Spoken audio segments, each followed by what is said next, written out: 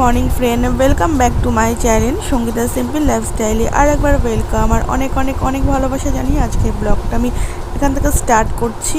চল ঘরে চল, এই তোকে বলেছি না ওইদিকে যাবি না, চল। এই পিঠ ফাটাবো। তো বন্ধুরা, ওই যে কালকে ডাবটা নিয়ে এসেছিলো সেটা খাওয়া হয়নি, তো এখন তোমাদের দাদাভাই ডাবটাই যে কেটে দিল, মানে মুখটা ছাড়িয়ে দিল, তো এখন খাচ্ছি। কালকে দুপুরবেলা ডাব নিয়ে এসেছিলো, তো তখন ডাব খাবো না ভাত খাবো, খিদেও পেয়ে গেছিলো, ওর জন্যই বলেছিলাম যে ডাবটা রেখে দাও পরে খাবো, কারণ ওই ভীষণ খিদে পেয়ে গেছে, ডাব খেলে আর খেতে পারবো না, পেটটা ভরে যাবে ওর জন্য।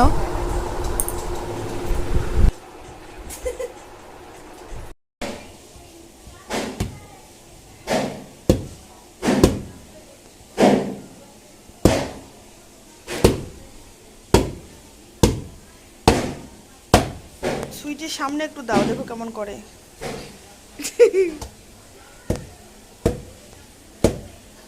থাক থাক থাক,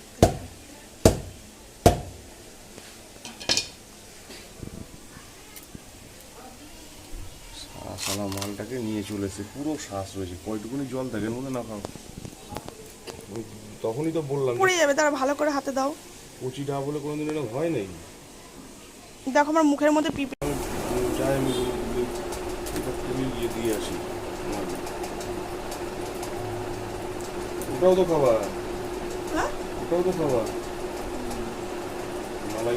আজকে আমি অনেক সকালে ঘুম থেকে উঠেছি, আমার সমস্ত কাজ হয়ে গেছে, তো 6:45টার মধ্যে আমার সকালের টিফিনও আমি করে রেখে দিয়েছি, রুটি করেছি আর ছোলার ডাল হয়েছে, তো করে রেখে দিয়েছি। তো তারপরে তো সকালে সেরকম কোনো কাজ ছিল না, তার জন্য আবার এই ঘরে এসে শুয়েছিলাম, আর তোমাদের দাদাভাই ছিল ওই ঘরে, তো পরে ও এই ঘরে এসে আমাকে ডাকছে, আবার এখানে এসে শুয়ে পড়েছিল, বললে যে ওঠো অনেক বেলা হয়ে গেছে। আমি বললাম যে তুমি ফ্রেশ হয়ে আসো, আমার সমস্ত কাজ হয়ে গেছে আর আমি সকালে টিফিনও করে রেখেছি।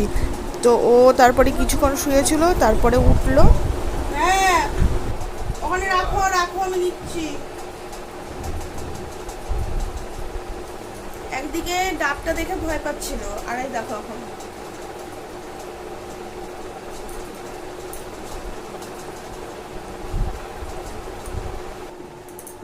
সকালে তোমাদের দাদাভাইকে খেতে দিয়েছিলাম, তো ওই পুরো খাবারটা খাইনি, ওর প্লেটে যেটুকুনি খাবার ছিল তো আমি ওইটা খেয়ে নিলাম। আর ও একটু বাজারে যাবে, সুইটির জন্য চিকেন নিয়ে আসবে, তো ওর খাবারটা শেষ হয়ে গেছে। আর ওই সুইটিকে সকালবেলা দই দিয়েছি, দইটা না এখন আবার খেতে চাইছে না, রোজ রোজ মানে এক খাবার খেতে চায় না, তো দইটা দিয়েছি, ওটা এখন পড়েই রয়েছে। আর এই যে এখন একটুখানি রুটি ছিঁড়ে দিলাম, তো একটুখানি রুটি কোনো রকম খেলো। তো এখন আমি খাওয়া দাওয়া করে তারপরে এই যে আবার রান্না বসাবো। আর কি হয়েছে জানো তো, আজকে রান্না করতে গিয়ে আমার গ্যাস শেষ হয়ে গেছে, কি অবস্থা বলো তো। এখন এই রান্না টান্না সবই ঢাকা দিয়ে আমি তোমাদের দাদাভাইকে ফোন করলাম, বললাম যে গ্যাস শেষ হয়ে গেছে, এখন আমাকে বকা দিচ্ছি, বলছে যে আগের থেকে কিছু বলো না, সবসময় বলেছি যে কোনো জিনিস থাকতে থাকতে বলবে। আমি না বুঝতে পারি না জানো তো, গ্যাসটা তো এমনি তো ভারী সিলিন্ডারটা, তো আমিও নাড়ালেও বুঝতে পারি না যে কতটা গ্যাস আছে, কি ব্যাপার কি আমি বুঝতে পারি না। রান্না করতে করতে গ্যাস শেষ হয়ে গেছে, ফোন করলাম, তো তোমাদের দাদাভাই ওর একটা বন্ধুকে ফোন করে ওর বাড়ি থেকে গ্যাসটা নিয়ে আসলো, সিলিন্ডারটা নিয়ে আসলো। তো আমাদের দুটো সিলিন্ডার, একটা আমাদের দোকানে থাকে আর একটা এই যে বাড়িতে। আর পাঁচ শাক দিয়ে ডাল করেছি, আর পটল ভাজা করেছি, আর ডিমের ঝোল করব। তো তখনই মানে কষানো হয়ে গেছে, তখনই গ্যাসটা শেষ হয়ে গেছে। আর সুটির জন্য চিকেন নিয়ে এসে ওটা সেদ্ধ করব। আর দুপুরবেলা খাওয়া দাওয়ার পরে যাবো, দুজনে কি সুন্দর নাক ডেকে এখানে ঘুমাচ্ছে, আর আমি ওই সাইডে শুয়েছিলাম। তোমাদের দাদাভাই শুলে না আমার না হাওয়া লাগে না, ওকে সবসময় বলি যে তুমি ভেতরের দিকটা শোবে, ও শোবেই না, যতই যা হয়ে যাক সব সময় এই সাইডে শোবে, একটুখানি ভেতরে গিয়ে শুলেও হয়, আমাদের বসতেও তো হয় না কি।